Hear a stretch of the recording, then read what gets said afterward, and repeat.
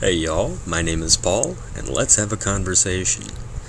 It seems like it's been more than a week or so since I last made a post, video, whatever. YouTube's only told me it's been like 5 days since my last one, but it feels like more. And it's currently fall break, and for all of you out there that aren't parents, let me tell you what that is. That means no privacy and no sleep for a week. But anyway, I haven't been idle. Over the past few days, especially, over the past week I would say, I have been watching YouTube videos. I love this hobby. I get to watch YouTube videos and call it research. But I've been researching and having fun doing it. I've been watching videos from the Flat Earth Society and Planet X Nibiru stuff, and although I don't subscribe to their theories, the information they come up with is pretty good.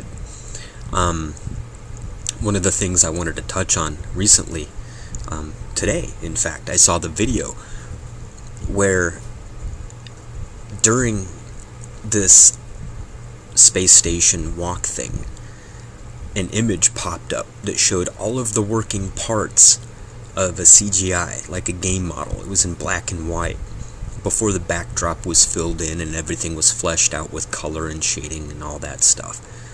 It was all blocked out, proving that that stuff was all fake. And they went on to say about how that proves that the space program is a sham and everything is fake. It was on a Flat Earth Society thing that posted, or I saw a fake Challenger mission. I don't know if you've seen it. Go into the YouTube search panel and type in STS Challenger fake, see what pops up. You'll see what I'm talking about. There's a model of the Challenger like this, and it's got a weather satellite rotating out of its thing, and you see a dude's face in the background like this, and then it backs away. Again, to their claim, furthering that the space program is all faked. See, I see that information, and I come to a different conclusion. I think the reason that those are fake, I personally believe man has traveled in space. I believe man has landed on the moon. I believe what we are fed, as far as video evidence goes, a large deal of it has been staged, because I do think there were live shots from the ISS, and I think in those shots there is undeniable. It's really hard for me to use that and feel good about it. There is questionable things that you see outside the windows that they can't scrub out on a live feed, which is why I believe they cut the live feed to the ISS. I believe that the Challenger mission that they showed with the guy's face behind the model, I believe that was faked, because the only way you can keep a population of millions, if not billions of people from panicking is by filming things in a controlled setting. That goes for lunar video, that goes for space station video, that goes for international space or space shuttle videos. It's all encompassing. And I think that's why, honestly, I think that's why Elon Musk hasn't already stepped up his game, because he's getting blocked for not signing a disclosure agreement saying that whatever cameras he attaches to, all footage has to go through the process of being filtered and scrubbed before even his eyes can see it, because he's just an ordinary citizen. But I don't know.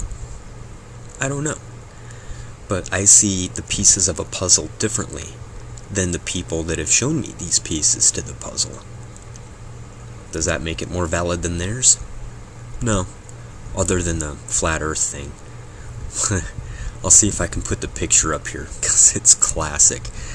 Okay, there is a picture that I saw from the Flat Earth Society, legit. I think the caption was 300,000 miles up, NASA's own picture shows that the world is flat, and it shows a line going across, and it says, pretty flat to me, But if you measured the distance from the horizon to the line they drew in the center and then extend it out to the ends, it's larger on the ends than it is in the center. There's a mathematical term for that. What is it called? Oh yeah, a curve. But I digress. For all I know, there is a flat earth and they're just doing a really good job of fooling me. I don't care. I'm more focused on, to me, whether we live on a ball or a dining plate, it's inconsequential. That doesn't affect how I'm going to live my life. That doesn't affect me on a day-to-day basis. The presence of aliens interacting with us on any level, whether it's mutilating cows, abducting neighbors, or influencing governments, that does affect how I operate on a day-to-day basis. I guess it really doesn't unless I'm an abductee, a member of the government, or a cow. But to me, that's more important than if we live on a frisbee or a hexagon. I mean, it could be a freaking trapezoid. I personally believe it's a sphere because it just makes sense. If you pull on something on all sides equally, you get a sphere. If you look at a droplet of water in low gravity or zero gravity, it forms a sphere. It's just the natural shape things go to. If you dump a bag of dirt, a process called accretion happens when small clumps become bigger clumps, and if it gets enough mass and has enough gravity, it becomes a sphere. It's just the natural shape. I believe that's the shape of our planet. I have no proof of this because I don't have my own rockets. But that's beside the point. All of these pieces, the fake space program, the STS mission with the guy's face, why would you want to control the environment? So you don't have widespread panic below. When you can't explain dots turning, changing speed, that's not space debris. That's not a comet, a meteor, or any other type of natural phenomenon. So why wouldn't you film it in a controlled environment where you can make sure that those things are kept from the public? Just a theory. Something to chew on. Another thing I wanted to touch on, and I'm still seeing this somewhat prevalent in the videos. I thought things were getting better with some people, but okay, when I was a kid, my mom would take me to the grocery store, like so many others, and my mom would go through the checkout counter, and she would always stop by the magazines that they had right there by the cash out. Almost always she would look at the cover of the Inquirer, deciding if she wanted to buy it. One time, the register lady was like, "Why do you even waste your time and money on those? You know that's all fake, right?" And she was like, "Well, yeah, but it's a comic book. Sometimes you need a laugh."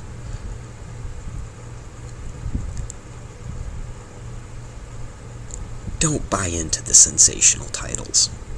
If it's a title that you would get off of the Inquirer or the Sun or any other of those publications that you would find at the checkout lane at a grocery store or drugstore, don't believe it. If anybody has shocking truth or evidence regarding something, don't buy into it. I'm not telling you not to watch the video. Watch the video. It could be amusing. It could be entertaining. And like some of the other videos I've seen, it could just be a sensationalist title to actually something that is worth looking at, even though they got the results wrong. They might be misapplying the facts or the information that they have and draw the wrong conclusion, or, at least in my opinion, the wrong conclusion. I don't hold a PhD in anything. I didn't witness anything. I do not know for a fact. It just makes sense to me, though. So, if anyone, unless they have an alien right there next to you, or to them, that you can interact with, scrutinize. Always assume it's fake. Make them have the burden of proof. Don't just be a believer. I can't tell you what to do. I can't tell you how to live your life. Like and subscribe their videos if you like. I do. Because sometimes you need a laugh. And also because sometimes the information, regardless of how they're presenting it, is worth viewing. Just a thought. Anyway. Fall break. Daddy duty. I've gotta go. But, I hope to have time to make another video soon. Probably not today. Definitely not tomorrow. Maybe Wednesday. We'll see about Wednesday. But anyway, as always, my name is Paul. Thank you for watching. And keep your eyes on the skies, but your feet on the ground.